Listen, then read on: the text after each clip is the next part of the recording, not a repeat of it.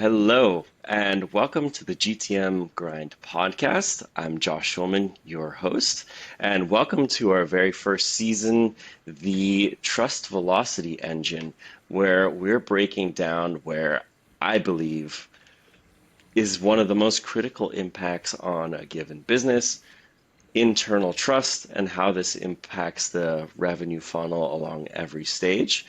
This could be, hey, the friction between CS and sales, where CS might not necessarily trust what sellers are putting in their pipeline, between sales and marketing, where sellers do not want to work with the leads that marketing are bringing in. And at the last piece that looks over it all, product, what are they working on? Why are they working on it? This entire system comes from a deep look into the 80-20 problem, which is that 80% of your recurring revenue typically comes from your existing customers and only 20% comes from net new logos. Yet for some reason, we're all direly obsessed with that 20% as opposed to making sure that we're working from bottom up and addressing customers. Today, I'm joined by Tania, and she's representing one of our first joiners to represent the CS side of things. So Tania, welcome in. Thanks for joining. Hi, Josh. Hi, everyone. I'm honored to be one of the first guests at your podcast. I'll be happy to share the insights from the customer success side.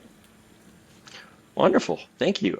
Can you tell us a little bit about yourself so then we have a little bit more context about, hey, why you might be here, where CS fits into this conversation, and kind of maybe not necessarily where trust fills, but your current perception on how the entire revenue ecosystem works. Of course, yeah. So I've been working with startups for a bit over 10 years right now. In the past 5 years, I've been focused on customer success, and before that, I worked in other roles such as customer support, sales, product development. So I guess this kind of background gives me the opportunity to have to approach customer success and the business and overall in a kind of a special way, not to view customer success as siloed part of the business, but to look at the business as a whole and to understand where the gaps are in between the teams and to help the founders understand what could be improved or where the potential can be maximized. So right now I'm working with startup founders, helping them maximize the revenue for using customer success. As you mentioned, it's the biggest source of revenue for the companies usually, and most startups don't use that to the maximum potential, and I'm helping them uncover what can be improved and how they can receive even more revenue from the occurring customers. So that puts you in a really unique position, having worked on the both CS sales and product side. So Yeah. I imagine you've had the opportunity from, I'm not sure about the exact timeline, but if you went from CS to sales back to CS, I would imagine that you've had that experience when you went into the seller's shoes to be like, all right, I'm going to make sure that I'm going to get the right customers this time. Was that kind of the mindset when you were in the seller's shoes? Well, actually, I started in sales and then I moved to customer success. Now I'm a bit in product again and customer success. So, but when I worked in sales, I already had this kind of a mindset, trying to bring in the customers that would be the best fit for the company. So no, I think that I've had this understanding since then already. But now I guess I have it even more after realizing the full impact of sales upon the customer success team and the business in general. I think that puts you in a pretty unique group, a very small group of salespeople, because the salespeople, to their own fault, it's not entirely their own, usually are held more accountable to just bringing in deals at any cost. And it's good to hear that you are actually on the side of, hey, let's make sure that this works out and that the next stage of the process isn't as painful as it often might be. But I think that brings us to our first great point, which is, hey, CS might not necessarily trust sales to be bringing in the right opportunities. Can you tell me from your experience in moving from sales to CS and now sitting on the CS and product side, where did you most frequently experience that kind of first break point in trust at that post-sales process, and what kind of caused it? So I think the first point when it happens during the handoff from the sales team to the customer success team. I can see that some startups prefer to skip this step as in a necessary step, which is a huge mistake in my opinion. Or sometimes during the handoff, if it's not standardized, some information gets lost or gets missed. And then when the customer success person has the first call, like the kickoff call with the customers, they already don't sound as trustworthy as they could.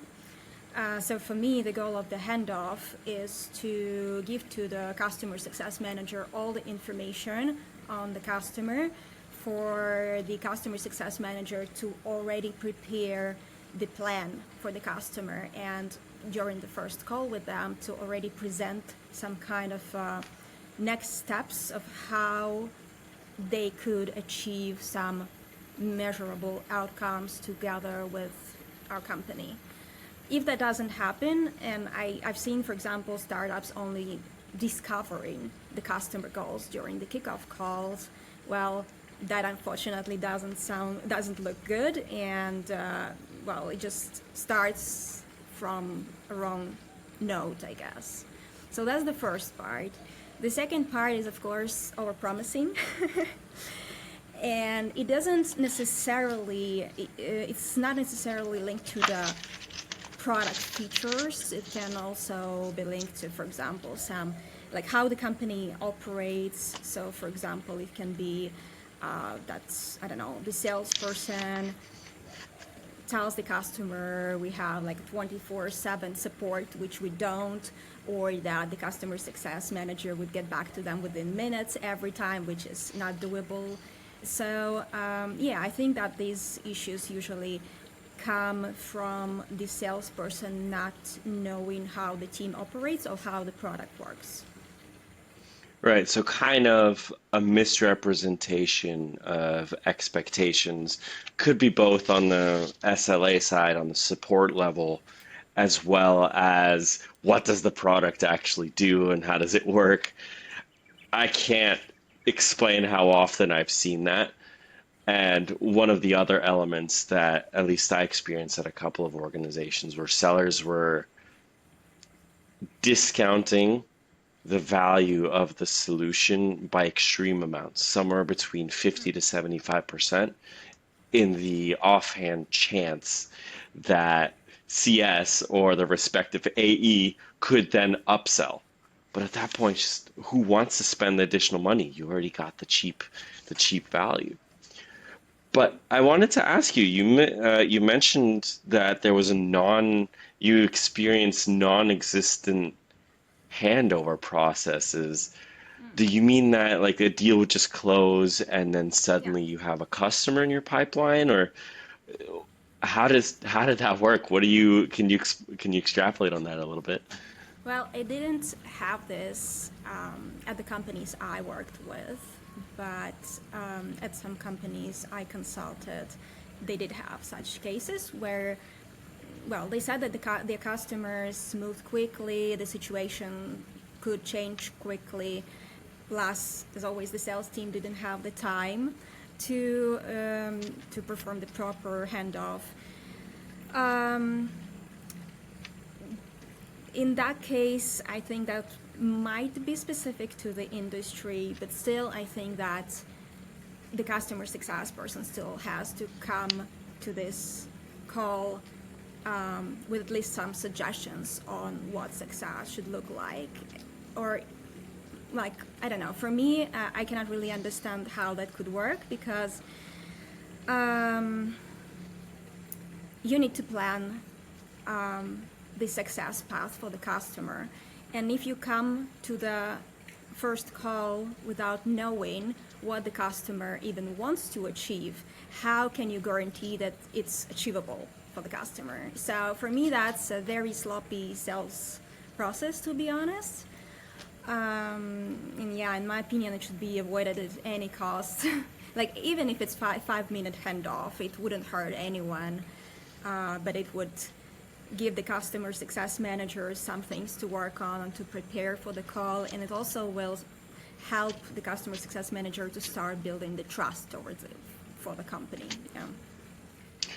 What would you say is the biggest impact of those kind of high friction points? Was it a higher churn risk? Was it immediate churn risk? Perhaps lower adoption of the solution? What did you see most commonly? That's a higher churn risk, not immediate. I think that immediate churn risk is mostly connected to the overpromising. So, for example, if the customer didn't test the product and was just promised that something works in a certain way and it doesn't. So, yeah, that's an immediate churn risk for me. But in case of the missed handoffs, then it's more of churn in the first year, I think, because then it increases the time to the first value. It doesn't let the customer success person plan the onboarding properly, so it delays the onboarding and the first value delivered to the customer. And it's like, if we build trust brick by brick, so it's just removing certain bricks and leaving the gaps in the wall, which will collapse it sooner or later. That's an interesting point. I did always consider time to value an important metric, though it's not something I thought of recently, and I appreciate you bringing that back up because it kind of ties it quite closely. So it makes a lot of sense that a customer wouldn't churn ahead of end of contract end date. So maybe they do have some sort of early opt-out clause that's based on reduced time to missed expected time to value. Which I guess takes me to the next question is, what are some other signals outside of that kind of first chunk of time that might tell you a customer is losing the trust in your solution long before they actually churn or before you need to escalate?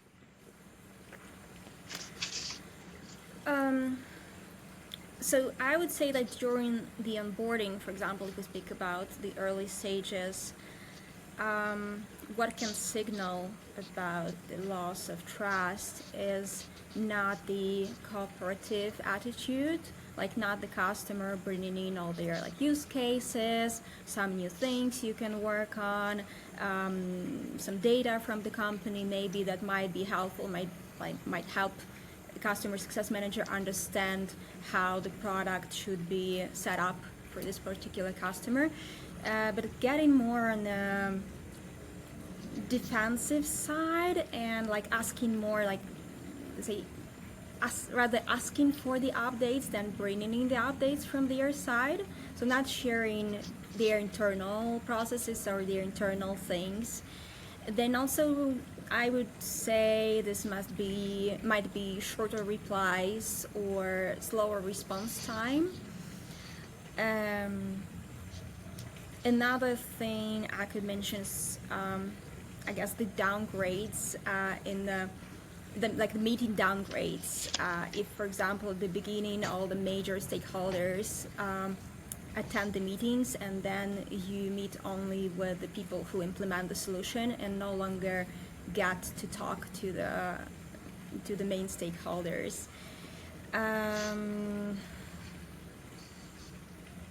Well, Sorry. the worst part for me also, I think, is when the customer starts bringing up some clauses from the contract, like, bringing on the SLA clauses or things like that, or like asking to send the contract to them or something like that. So this also might mean that something's going on and signal the lack of trust. So that tells me it's a very, for lack of better explanation, very human and relationship oriented style of kind of signals, and how do you manage the different communication patterns? Because much like you might have in a relationship with a partner or a family member, once they start getting shorter with you or not showing up to family invites or kind of being much less responsive, it's like, okay, hey, that relationship is kind of seeming like it's coming to an end. I love and hate that, but it makes it a lot more practical, and it makes a lot of sense with how you can kind of track it. If those are absolutely metrics you can look at, which is how long does it take someone to respond to their message? Perhaps you can't necessarily, I mean, you can, but you wouldn't necessarily track message length. But there are tools out there that you can say, all right, what was the context of the meeting? Was it progressive or was it reactive? So that makes a lot of sense, and I appreciate that. It is something that's kind of, I'm a very visual person. So for me to think about it, okay, like, listen, this is kind of step by step, and that's how you might see it. That's very clear. So one of the points that we talked about, which was, hey, you're having the misaligned expectations in or non-existent handover process. Where have you actually seen the biggest misalignment between, let's say, the four separate departments? So marketing, CS, sales, and product. So aside from just problematic handover, what are some of the really, really biggest misalignments that you've experienced? Um, so I think that all the teams should have the same definition of success and ideally work as a unified system. In real life, it works in a slightly different way though. So what we have now, we have separate systems with separate goals that are not always in line with what success means for the business. And we actually have this fairy tale where there were three main characters, like a Cancer, Pike, and a Swan, and they were supposed to pull a carriage. And each one of them imagined that the carriage was supposed to be pulled into like their own direction. So this one wanted to fly, so it was pulling it up. The Pike wanted to go into the river, and the Cancer wanted to go like just to crawl somewhere in the ground. So they didn't have any progress, as you can imagine. So I think this is the fairy tale that illustrates pretty well what happens at some companies sometimes, since every department has its own goals and they are not necessarily interconnected, because, for example, for sales, we're focused to get as many meetings as possible, then to close as many contracts as possible, without necessarily paying attention to what happens to those contracts next. For the customer success, of course, we work on preserving those contracts, on the expansion as well. which is not always possible due to the contract quality. So I would say that if we talk specifically about sales and customer success, this is exactly the friction point where customer success sometimes gets not the best deals, or like the deals that don't fit the ICP necessarily, or the deals where customer wants certain features which are not available, and then the customer success just spends a lot of time on fighting for those customers to stay as long as possible. So to basically do the firefighting instead of working on expansion and like on some healthy contracts that can grow and bring more money to the business effortlessly, versus small problematic contracts that take a lot of time and energy. So I think this is the first friction point. If we talk about the product team, I think it's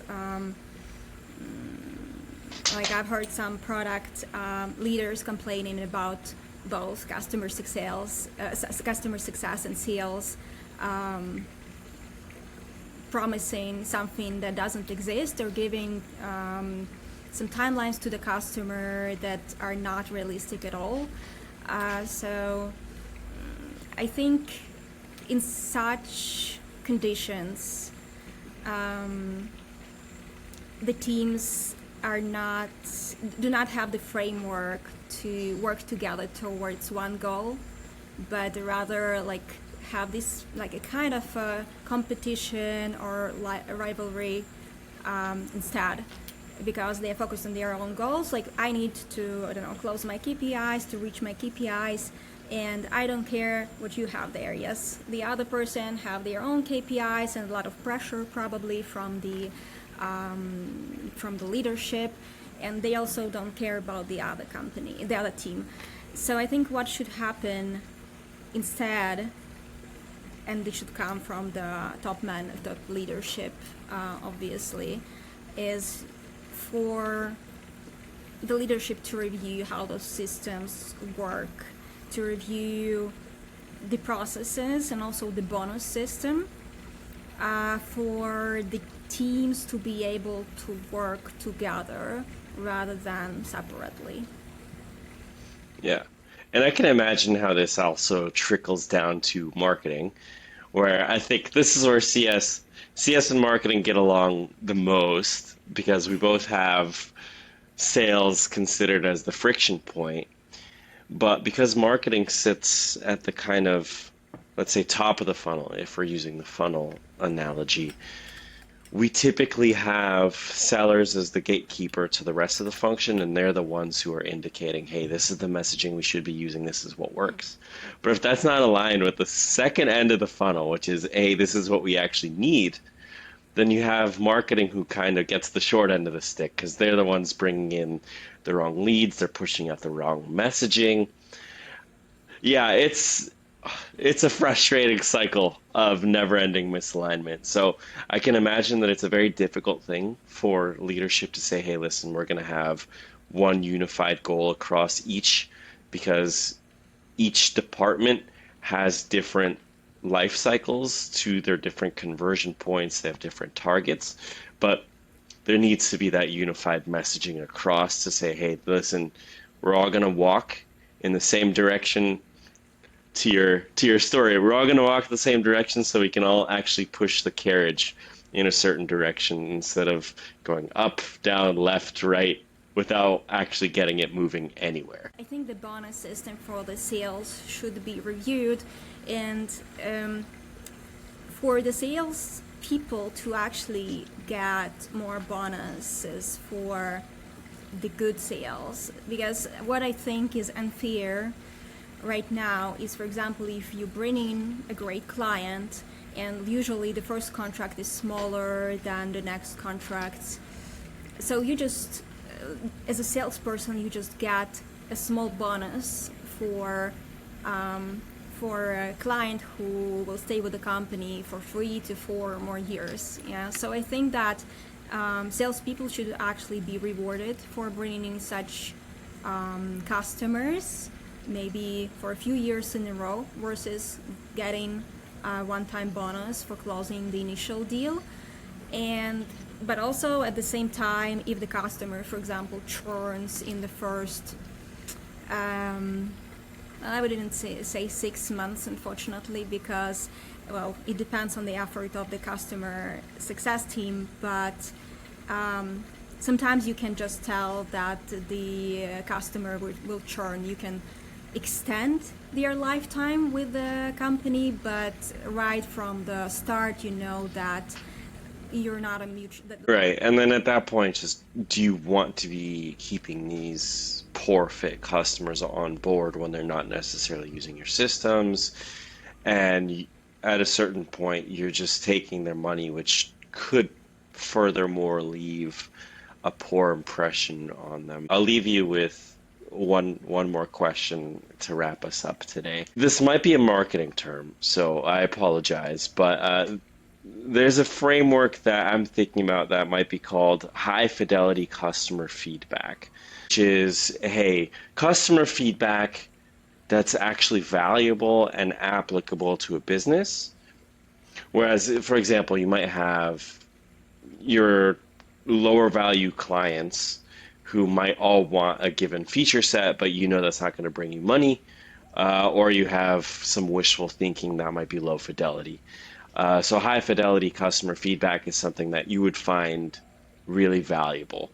So from your perspective, I mean, I obviously kind of outlined a couple samples there, but I don't want to put words in your mouth. What does high fidelity or high value customer feedback look like from your perspective, and what might actually make it untrustworthy and not usable? I think what adds fidelity to a customer feedback is specific numbers the customer can share of how the product impacted their business, both positively or negatively, but then, they give some numbers as a proof, or like supporting numbers, to what they are saying. And also by sharing these numbers, they show that they trust you and that they want to work on those numbers even further.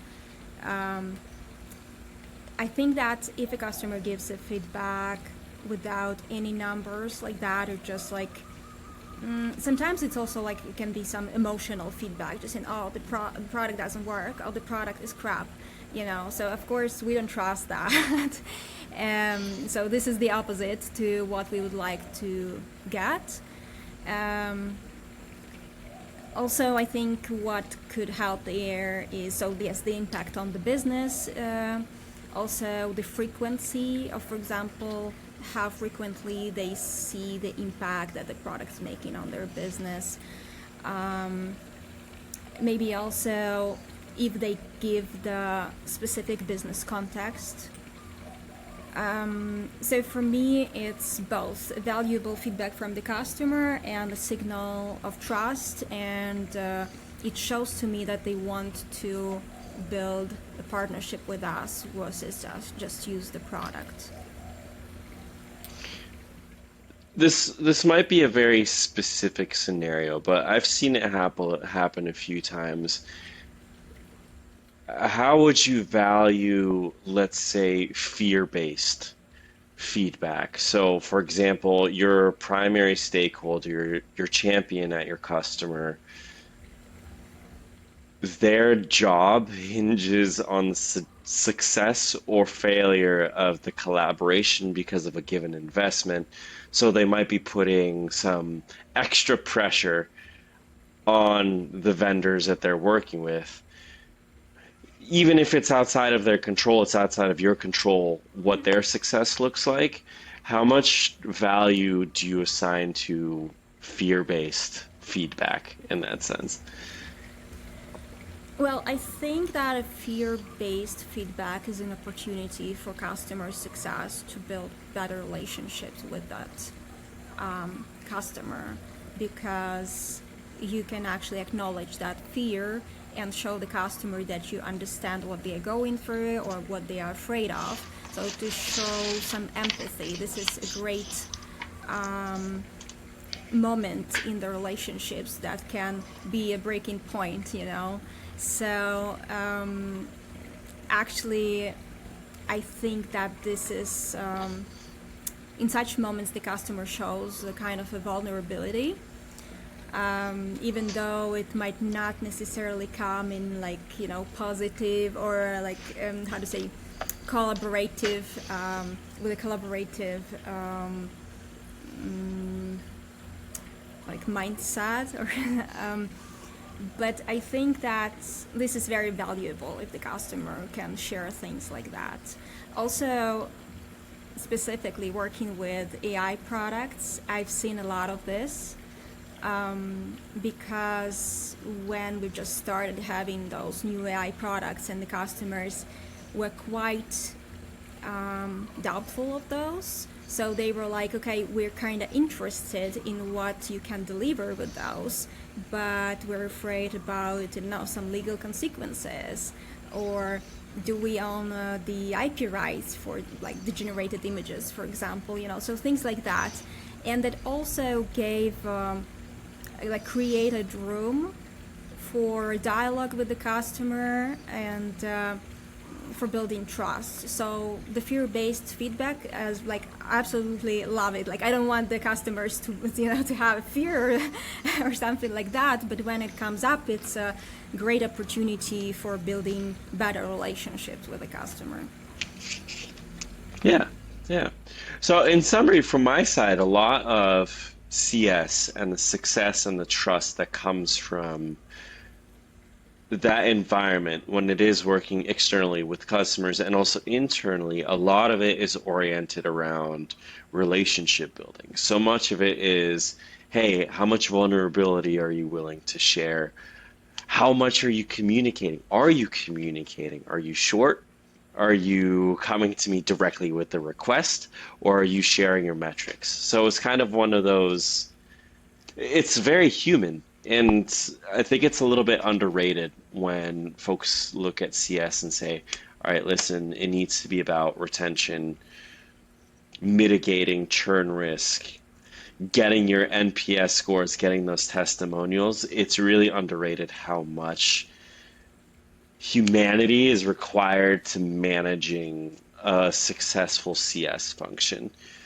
So, just to summarize, otherwise, we can say aside from the human based approach, you can mitigate trust issues from the internal side by ensuring that all expectations are aligned, both internally and then once the customer comes in the door, they know what to expect through the process, that there are good handover processes or that they just exist in the first place, which I wasn't aware that there were areas where CS doesn't exist. I mean, obviously in some PLG self-serve model products that's expected, but uh, higher ticket items would require that, and that'd be a lot more expected. And time to value. That's super important as an indicator for whether a customer in the long term will choose to stick around or not. So time to value needs to be as fast as possible.